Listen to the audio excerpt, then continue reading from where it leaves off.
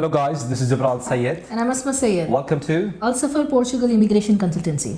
If you're new to the channel, please let me tell you, we are a registered Portugal immigration consultancy based in Lisbon. अगर आपको कोई भी immigration से related कोई काम अगर आपको कराना है तो आप हमें contact कर सकते हैं. हमारे चैनल पे वैसे सारी information Portugal की immigration से related सारी information देते हैं, लेकिन अगर आपको कोई service चाहिए तो उसके लिए भी आप हमसे रब्ता कर सकते हैं, आप हमें कांटेक्ट कर सकते हैं बाय वेरियस मेथड. व्हाट्सएप कर सकते हैं या अपॉइंटमेंट लेके हमें कॉल भी कर सकते हैं, मीटिंग फिक्स कर सकते हैं, ईमेल भी कर सकते हैं. हमारे ईमेल एड्रेस पे आप ईमेल करके अपॉइंटमेंट पहले अपने बारे में इंट्रोडक्शन अपना पहले दीजिए और क्या सर्विस आपको हमसे चाहिए. अगर आप व्हाट्सएप पे भी हमें मैसेज कर रहे हैं तो हमें डिटेल में एक मैसेज लिख के बताइए कि आपको चाहिए क्या, आपका नाम क्या है, आपका प्रोफेशन क्या है और आप क्या सर्विस चाहते हैं हमसे. उसके बाद फिर एक अपॉइंटमेंट आपको दी जाएगी और फिर हमारा स्टाफ बात करेगा. अगर किसी को मुझसे बात करना है, हमसे बात करना है तो भी वो भी हो सकता है. तो आज के सब्जेक्ट में हम बात करेंगे D2 के लिए. स्पेशली आपको जब यहाँ पर बिजनेस स्टार्ट करना होता है तो यहाँ पर पोर्चुगल में चलती चलाई कोई कंपनी, कोई रेस्टोरेंट या कोई भी एक कंपनी, आप एग्जिस्टिंग कंपनी लेकर D2 प्रोसेस कर सकते हैं या फिर आपको एक नई कंपनी लेना चाहिए और स्टार्टिंग से शुरुआत करना चाहेंगे. तो इसके बारे में आज के वीडियो में हम बात करेंगे. So without any further due let's start the video.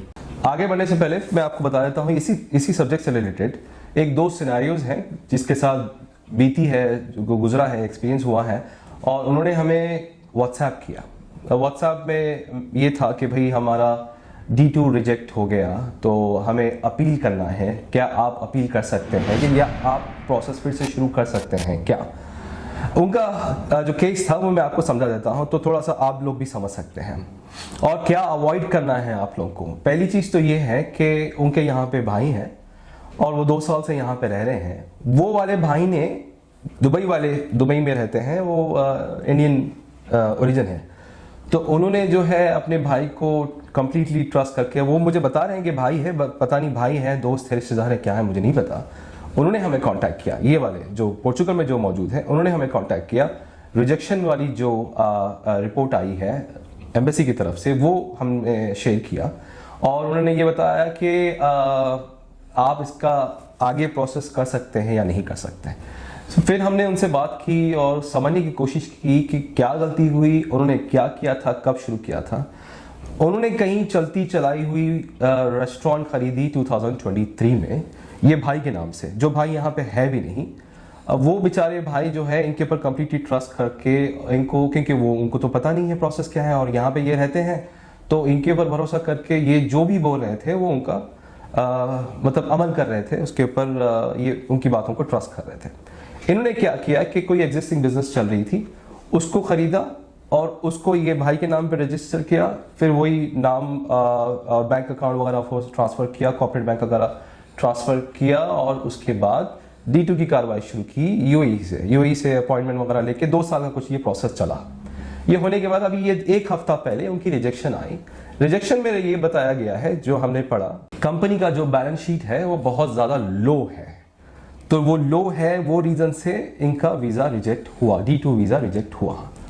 ये आप लोगों के लिए एक नसीहत है और सभी के लिए जो भी लोग आना चाह रहे हैं या फिर जो लोग समझ रहे हैं.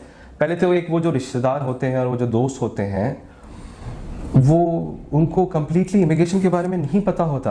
और ये जो भाई हैं जो बोल रहे हैं, तो ये भाई को ज़रूरत थी जॉब की, तो ये भाई को, दुबई वाले भाई को बोला कि भाई मैं यहाँ पे मैनेजर बन जाता हूँ और ये यहाँ पे चलती हुई बिजनेस एक चल रही है और उसका एक अमाउंट है 40-50 हज़ार यूरो में ये बिजनेस खरीदना है. खरीद के अच्छा उसके बाद कैपिटल अमाउंट क्या लिखा हुआ है कुछ नहीं पता, कोई कैपिटल अमाउंट खास बड़ा कैपिटल अमाउंट नहीं था उसके ऊपर.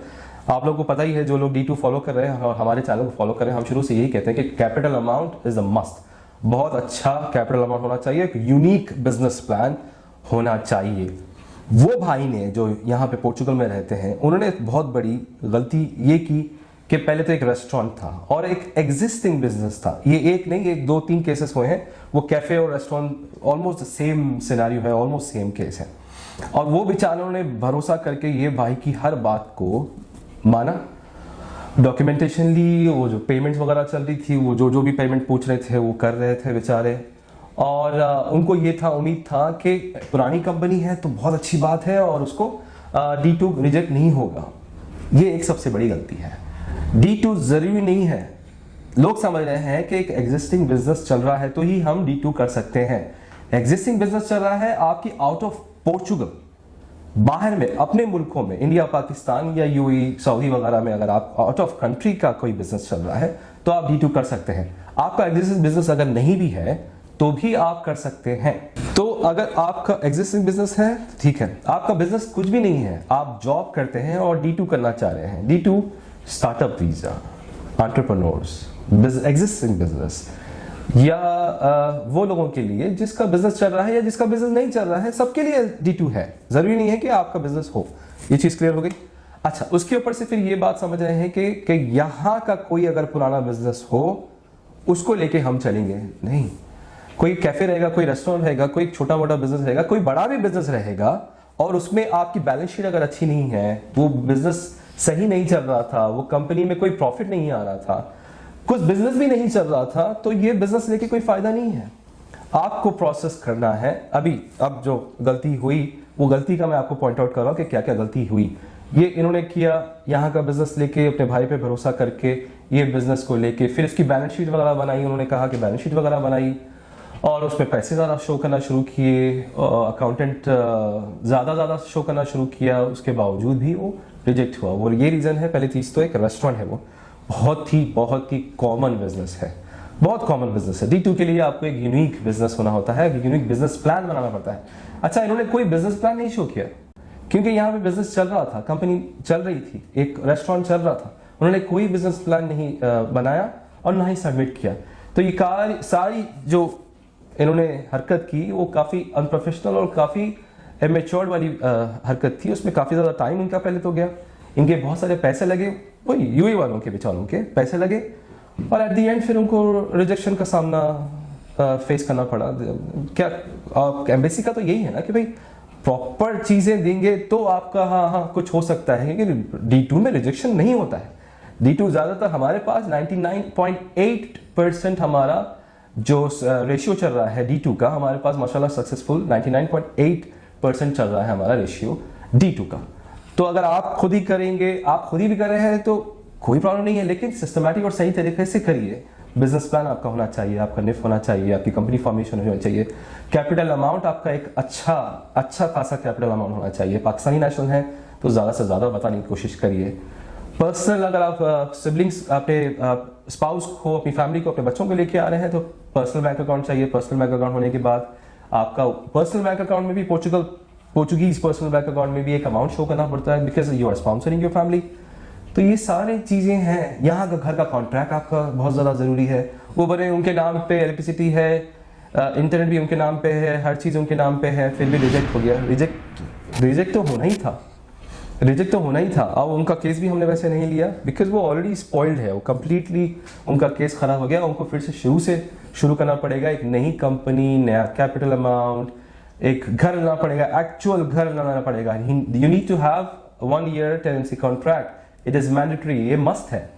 आपको D2 करना है, D7 करना है, D8 करना है तो आपको पोर्चुगल का बैंक अकाउंट और पोर्चुगल का हाउस होना बहुत ज़्यादा ज़रूरी है जी। और स्टार्टिंग से अगर आप ये सारी चीज़ों पे अगर ध्यान देंगे, अगर आप थोड़ा सा शॉर्टकट अपनाने की कोशिश करेंगे तो आपको 2 साल, 1 साल, 1.5 साल, जब तक भी आपका D2 का अपॉइंटमेंट आता है उस वक्त तक आपको काफ़ी ज़्यादा वेट करने के बाद जब रिजेक्शन आता है तो बहुत ज़्यादा डिसअपॉइंटमेंट होती है। तो स्टार्टिंग से आप थोड़ा सा कोशिश करें, ये पैसे बचाने की कोशिश ना करें।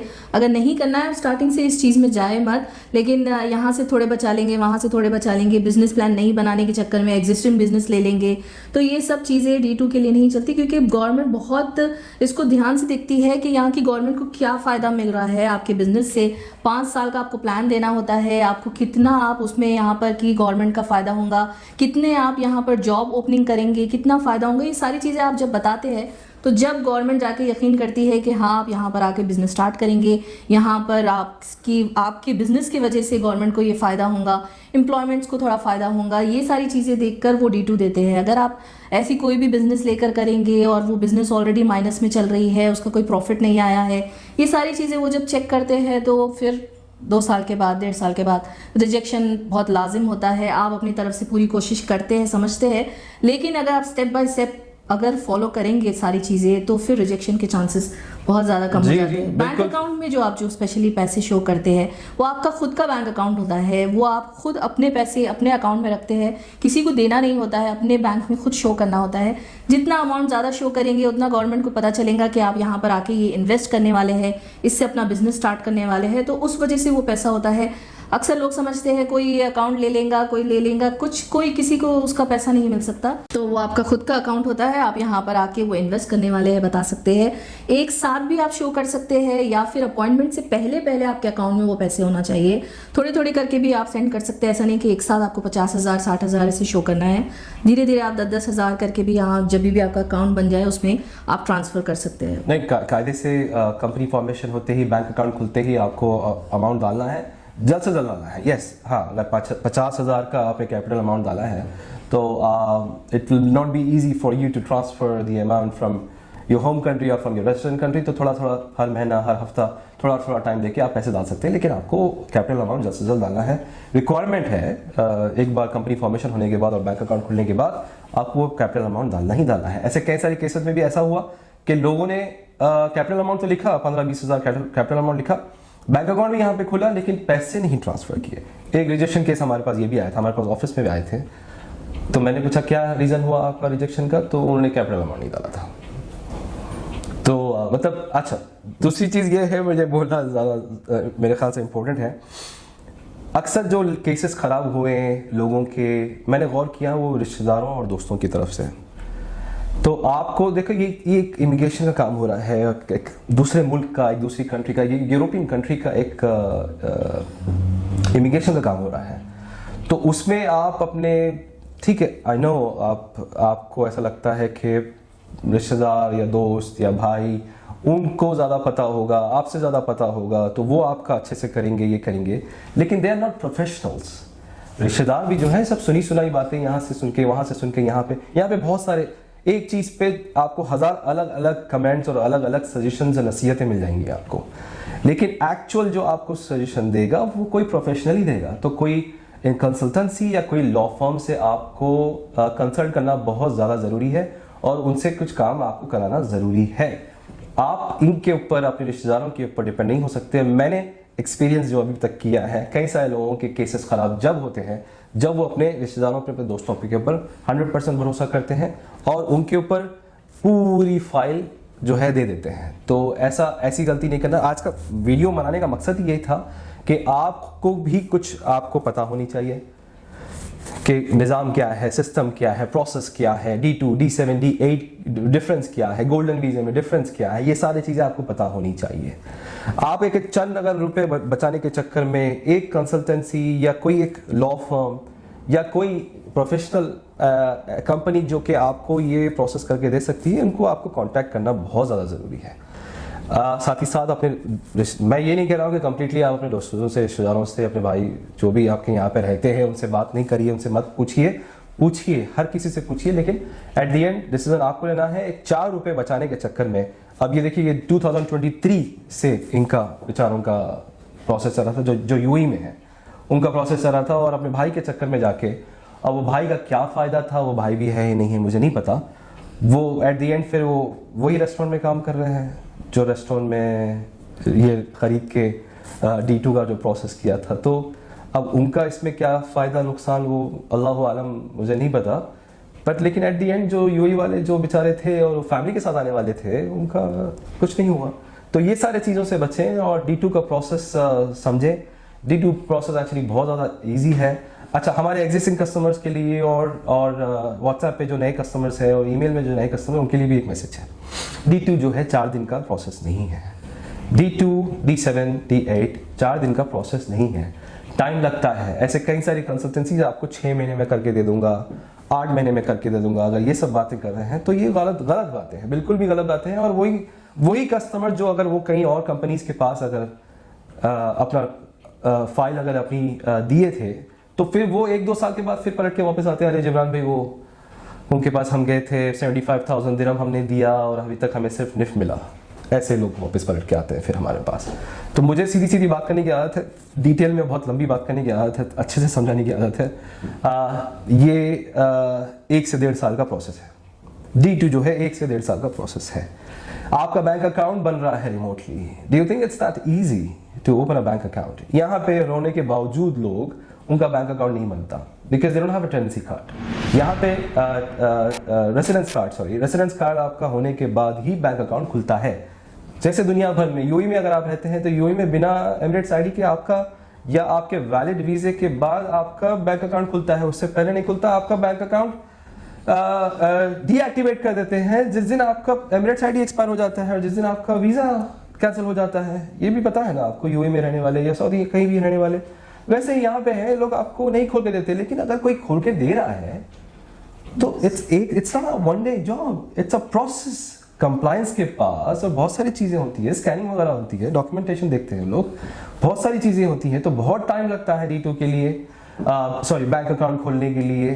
फिर उसके बाद जो है वो VFS की अपॉइंटमेंट। VFS तो आप लोग खुद हमें कांटेक्ट करने से पहले आप खुद भी ट्राई कर रहे हैं, देख ही रहे हैं ना। तो VFS इतना आसानी से नहीं मिलता अपॉइंटमेंट, उसको देखना होता है, उसको हर दिन एक्चुअली चेक करना पड़ता है, हर दिन वेबसाइट पे जाके, हर दिन VFS पे जाके। जितने भी हमारे कस्टमर्स हैं उनके सब चलते रहते हैं।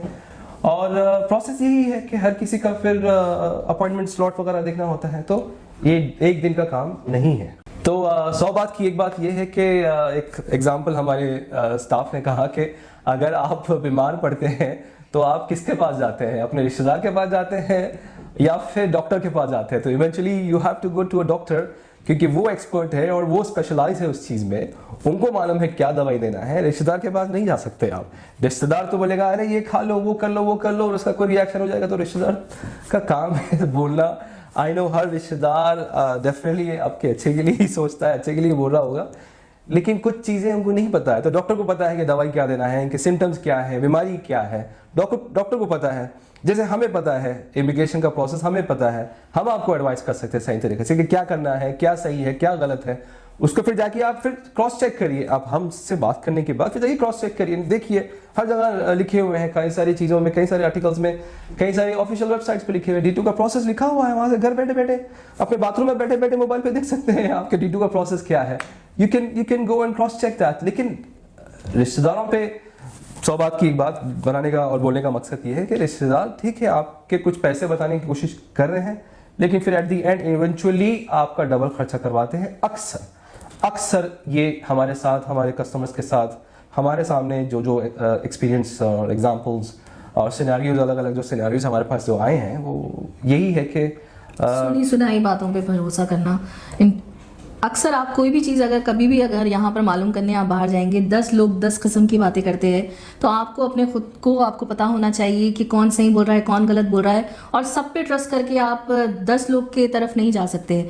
कोई एक आपको एक कंसल्टेंसी या कोई एक ऐसा लॉ फॉर्म लेना चाहिए जहाँ से आप स्टेप बाय स्टेप उनकी ही सुने और उनको फॉलो करें।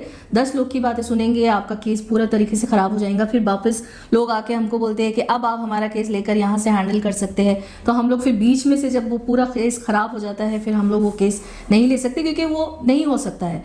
तो इससे बेहतर है कि आप स्टार्टिंग से ही सोच समझ के फैसला लें, सही तरीके से अपनी फाइल बनाएं और सही तरीके से इस चीज़ को करें, क्योंकि पैसे के साथ साथ टाइम भी बहुत ज़्यादा इंपॉर्टेंट है इसमें। 1 साल 1.5 साल ख़राब होने के बाद फिर से आप स्टार्ट करते हैं, फिर से वो सारी चीज़ें, तो इससे बेहतर है कि स्टार्टिंग से ही इसको सही तरीके से आप स्टार्ट करें। बिल्कुल। तो आई होप कि हमारी बातें समझ नहीं आई और जो हम समझाने की कोशिश कर रहे हैं, मकसद ये है कि हमारे पास आना या हमारे पास बुलाने का मकसद नहीं है। मकसद ये है कि आप अपना टाइम ना वेस्ट करें, अपने पैसे ना वेस्ट करें, और जो आपने एक प्लान बनाया था दिमाग में, वो काफ़ी डेफिनेटली अफेक्ट होता है। हम खुद भी जो है ये चीज़ें करते हैं, हमें मालूम है हम अपने कस्टमर्स की फीलिंग्स को और कस्टमर्स क्या सोचते हैं डेफिनेटली इसको समझते हैं। तो ये बनाने का मकसद एक्चुअली ये था कि सोच समझ के और थोड़ी सी रिसर्च करके, स्टडी करके, और एक चीज़ बहुत ज़्यादा इम्पॉर्टेंट है, पोर्चुगल अगर आ रहे हैं तो आप थोड़ा सा आपके पास सेविंग्स हैं, पैसे हैं, आप अफोर्ड कर सकते हैं, क्योंकि अगर आप इंडिया, पाकिस्तान या अपने होम कंट्री से आप बाहर निकल रहे हैं तो वो वहाँ की करेंसी, यहाँ की करेंसी बहुत ज़्यादा फ़र्क है। आपके पास पैसे होने चाहिए। फैमिली के साथ अगर आप आ रहे हैं, हम अक्सर अपनी वीडियो में कहते हैं कि फैमिली के साथ आ रहे हैं तो आप ऐसा रिस्क मत लीजिए कि भाई यहाँ 1-2 दिन का, 1-2 महीने का, मैक्सिमम 1-2 महीने का खर्चा, उतने पैसे हैं मेरे पास और मैं जाके कुछ ना कुछ कर लूँगा, आप रोड पे आ जाएंगे। ऐसे कई सारे रोते हुए कस्टमर्स हमारे सामने आए, कई सारे लोग फ़ोन करते हैं सर हमें जॉब दिला दीजिए, हमें ये कर दीजिए। अगर हमारे बस में होता जॉब दिलाना तो डेफिनेटली हम कर सकते, अगर होता कर सकते तो डेफिनेटली किसी की हेल्प करते, लेकिन इतना आसान नहीं है। उम्मीद करता हूँ कि आपको हमारी आज की वीडियो पसंद आई है। पसंद आई है तो ये वीडियो को वहाँ तक पहुँचाइए, इसे लाइक करें, शेयर करें, सब्सक्राइब तो करिए और कमेंट भी लिखें। कमेंट आप लोगों के लिए ही फ़ायदे में है। हमारा कोई चैनल चलाने का या हम लोग वो चैनल चला के चैनल को जो है ज़बरदस्त करेंगे, ये हमारा मकसद नहीं है। हमारा मकसद ये है कि लोगों को सही राह बताएं और सही प्रोसेस समझाएं और लोगों को सर्विस प्रोवाइड करें। तो अरे आप अपना चैनल चलाने के लिए लोग अक्सर ऐसे लोग सोचते हैं, तो ये वो बात नहीं है, वो मकसद नहीं है। अगर वीडियो पसंद आई है तो फिर इसे लाइक करें, शेयर करें, सब्सक्राइब करें और उन तक पहुंचाइए ये वीडियो को, जो लोग पोर्चुगल सीरियसली आना चाहते हैं और सीरियसली कुछ काम करवाना चाहते हैं और सीरियसली अपनी फैमिली के साथ यहाँ पे माइग्रेट करना चाहते हैं, तो उन्हें ये वीडियो को पहुंचाइए। मेरा नाम है जिब्रान सैयद। नमस्ते Syed. Peace be upon you all.